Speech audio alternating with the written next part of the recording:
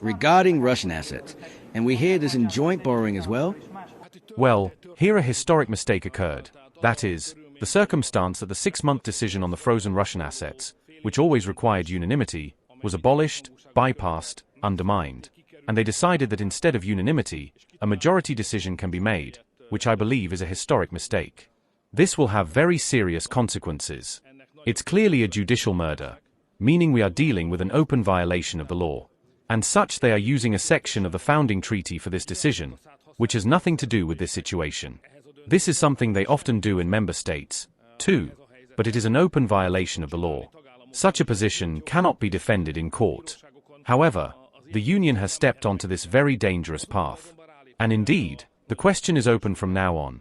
If they could violate the law once, circumvent the member states, they could do it again. Here is another issue now, from a completely different area, but with a similar problem. This is Mr. Mercury's question, where the Brussels bureaucrats want to sign the Mercury Agreement in such a way that they bypass the decisions and rights of the member states. This is a conspiracy. This is a coup d'état. There's no other way to describe it. A conspiracy against the member states is happening. And the fear that this could happen in other areas, with others, not just with Hungarians, is a real fear. This must be stopped, and I am curious to see if the member states will be able to restrain Brussels. This is necessary and urgent. They ruined the entire European economy. When von der Leyen took office, this was a competitive region. There was no talk of war. It was a peace project. Now we are at war. Well, someone is responsible for how we ended up here. It's failure upon failure. So, I think that the detachment from Russian energy is a failure. It's the right idea that something other than Russian energy should be available to the member states for themselves and for the continent. We should diversify. The more sources you have, the more stable you are. But at the same time, cutting yourself off from the most important supply source is foolish. And it obviously goes against Hungarian interests, so we will always fight this. So far, we've done quite well. Prime Minister, regarding our position on independence, I would like to ask about the numerous agreements you have made recently with Azerbaijan, the United States, and other sources. In the end, have you accepted the European Commission? Never. Never. We will never accept a decision to disconnect from any energy source. Because the goal is not to disconnect from anything, but to diversify. To access as many sources as possible. What we are doing now in Russia is unreasonable behavior. We are cutting ourselves off from one of the most abundant and cheapest sources. It is completely unjustified, senseless, and economically irrational. Of course, we need to buy from others, and we will continue to need it in the future.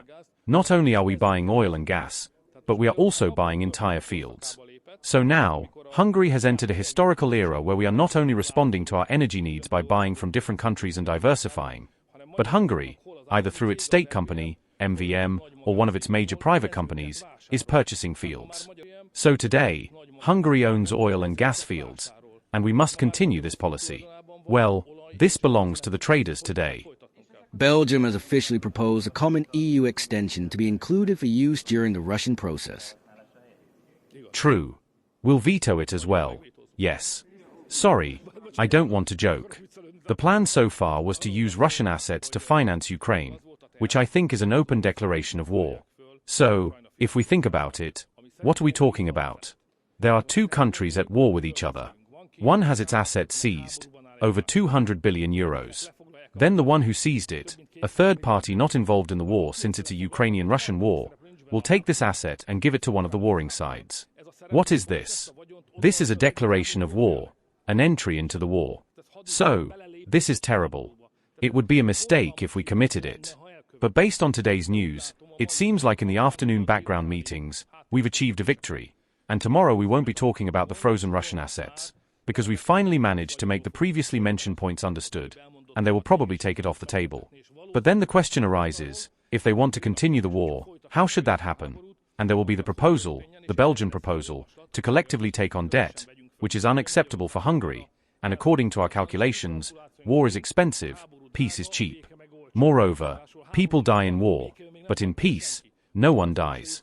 So we suggest putting aside this entire strategy, which is a flawed EU strategy and a war-supporting strategy, to turn around, get out of this dead end, and start a peace policy.